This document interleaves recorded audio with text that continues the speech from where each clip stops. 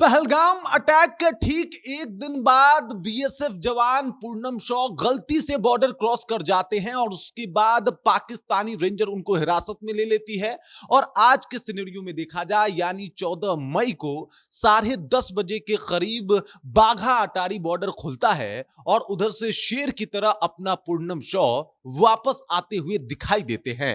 फिर पता चलता है भारत का पावर, फिर पता चलता है भारत की कूटनीति, और फिर पता चलता है कि जिस तरीके से अभिनंदन को ये पाकिस्तानी लौटाए थे उसी तरीके से पूनम को भी इन पाकिस्तानियों को लौटाना पड़ा। उस वक्त का भी हाल कुछ और था, इस वक्त तो और ज्यादा तनाव था, लेकिन भारत सरकार का प्रेशर इतना ज्यादा था पाकिस्तान के ऊपर कि भाई साहब पूनम शॉ को छोड़ना ही पड़ा। और अब देख लीजिए वो आ गए हैं वापस भारत और उनसे अब पूछताछ की जा रही है, ब्रीफिंग ली जा रही है, बाकी जानकारी ली जा रही है कि आखिरकार वहां क्या कुछ हुआ था। इन सब के प्रक्रियाओं से उनको होके गुजरना पड़ेगा और वो होके गुजर भी रहे हैं। लेकिन ये सब कुछ देखने के बाद एक बात तो तय हो गई है कि पाकिस्तान कभी भी भारत के सामने टिक नहीं सकता, और भारत अगर अपना कूटनीति या पावर दिखाएगा तो पाकिस्तान उसके सामने शून्य साथ दिखाई देगा। पूरी जानकारी क्या है सब कुछ आपको विस्तार पूर्वक बताएंगे, लेकिन उससे पहले मेरा परिचय जान लीजिए। मेरा नाम है रजत और आप जनता जंक्शन देख रहे हैं। आपको पहलगाम अटैक जो 22 तारीख को हुआ था सबको याद है, किस तरीके से कुछ जो है टेररिस्ट पाकिस्तान से आते हैं और यहां पे आके 27 लोगों की निर्मम तरीके से उनको गोली जो है वो मार देते हैं। उसके बाद से देश का माहौल पूरा गर्मा जाता है और फिर लॉन्च किया जाता है ऑपरेशन सिंदूर। लेकिन इसके बीच में यानी 23 तारीख को गलती से हमारा एक बीएसएफ का जो जवान है वो बॉर्डर क्रॉस कर जाता है और बॉर्डर पार करके कहां पहुंच जाता है देख लीजिए, पाकिस्तान। ये तस्वीरें आप देख सकते हैं, ये पाकिस्तानी रेंजर्स ने जब उनको गिरफ्तार किया था तब का ये तस्वीर है। तो यहाँ पे देख लीजिए गलती से बॉर्डर क्रॉस करता है और वो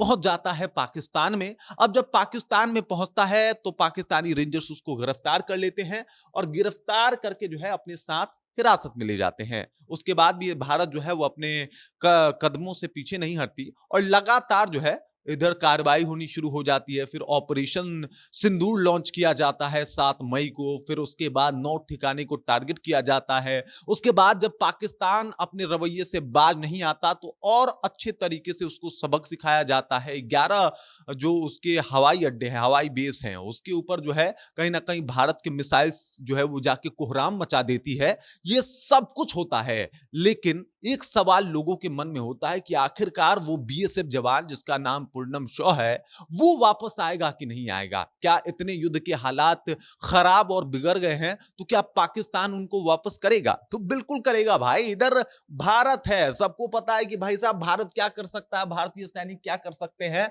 और सबको पता है कि भाई किस तरीके से वापस लाना है। एक बार फिर से पाकिस्तान को घुटना टेकना पड़ता है। बाघा अटारी बॉर्डर आज सुबह 10:30 बजे खुलता है और उधर से पूनम शॉ शेर की तरह चलते हुए दिखाई देते हैं कि चलो ये बंदा वापस अपने देश में आ रहा है। ये है भारत का पावर कि भाई आप पाकिस्तान में हमारे सैनिक को तो पकड़ लिए, लेकिन उसको छोड़ना पड़ेगा। जनेवा कन्वेंशन जो है वो याद कर लीजिए और उसके तहत आप उसके साथ कुछ भी भला बुरा नहीं कर सकते। आपको उसका सम्मान करना पड़ेगा, बाइज्जत उसको छोड़ना पड़ेगा। और अगर आप नहीं छोड़िएगा, जनेवा कन्वेंशन का उल्लंघन कीजिएगा, तो देश के नजर में तो बाकी देश की नजरों में तो आप गिरिएगा ही, बाकी भारत जो है वो आपको सबक भी सिखा देगा कि क्या करना है। मतलब आप समझ जाइए कि जब सीज फायर हुआ, जब पाकिस्तान के डीएमओ ने भारत को कॉल किया, तो इस मुद्दे पे भी चर्चा हुई होगी कि भाई हमारा जो एक जवान है, हमारा जो एक सैनिक है, उसकी वापसी भी जरूरी है। अगर वापस करो तो फिर आगे की बात जो है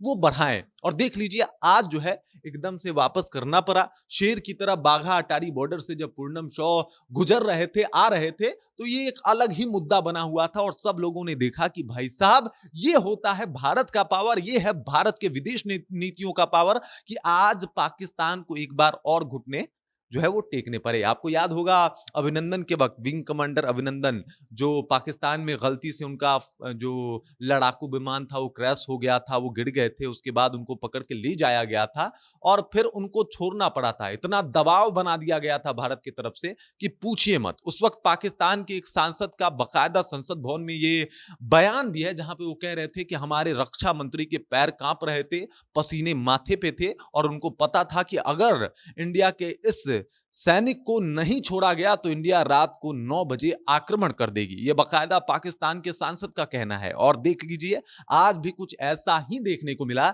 जहां पे इंडिया के खौफ और इंडिया के पावर से अब तक अबूझ नहीं रहा पाकिस्तान। सबको पता चल चुका है पाकिस्तान में कि भाई साहब किस तरीके से जो है भारत ने उसको लोहे के चने चबवाए हैं और किस तरीके से ऑपरेशन सिंदूर को अंजाम दिया है, जिसका अभी एक माहौल अगर देखा जाए, जिस तरीके से पाकिस्तान हर तरफ से, या आप विदेशी मीडिया खोल के देखिए, वहां पे भी बताया जा रहा है कि पाकिस्तान को बहुत नुकसान हुआ। नुकसान का तो कोई गिनती ही नहीं है, इस तरीके से भी बातें हो रही है विदेशी मीडिया में। और अब देख लीजिए इस तरीके से चीजें जो सामने आई है कि भाई साहब सब कुछ हुआ है, लेकिन मेरा सैनिक मुझे वापस चाहिए, और पाकिस्तान को यहां झुकना पड़ा।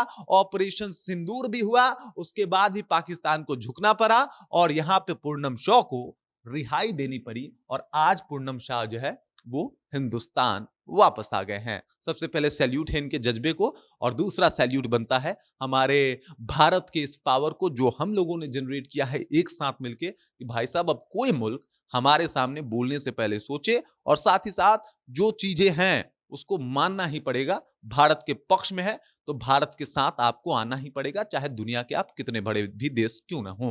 बाकी इस खबर, इस जानकारी को लेके और जिस तरीके से पूनम की वापसी हो गई है, इस बात को लेके आप कितने खुश हैं, कृपया कमेंट कीजिए, अपना विचार हम तक पहुंचा दीजिए। बाकी आप देख रहे हैं जनता जंक्शन, और मेरा नाम रजत है।